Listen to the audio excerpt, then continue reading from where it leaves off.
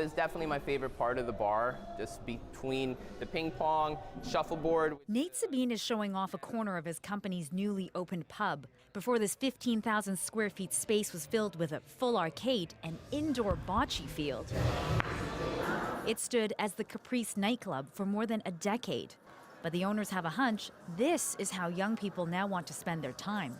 The reasons why people traditionally went out, which were to listen to new music, to hook up with somebody, and to have a few drinks, you can do two of those things online now very easily.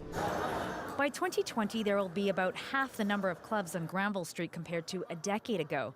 The club business now is a much tougher game.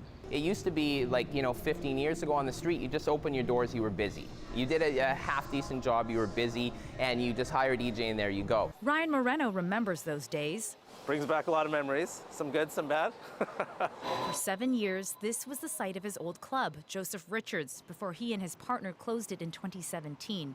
They saw the change in tastes and the opportunity to generate more revenue. Being only open for 5, 6, 7 hours at night into the wee hours of the night can be a challenge. So to be able to offer more, pubs obviously did that. They now own more than 24 pubs and restaurants in BC.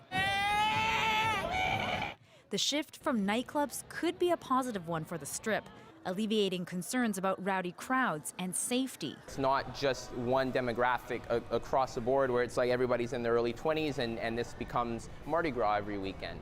That's not the goal. So now with those venues changing the format and being open for brunch and for lunch and for dinner, it just brings a whole new demographic, a whole different kind of consumer to Granville Street. Not all clubs are disappearing, though. There are old favorites that have stood the test of time. We're not, only 19 to 25 or 19 to however old you want to be. You're going to feel comfortable in here.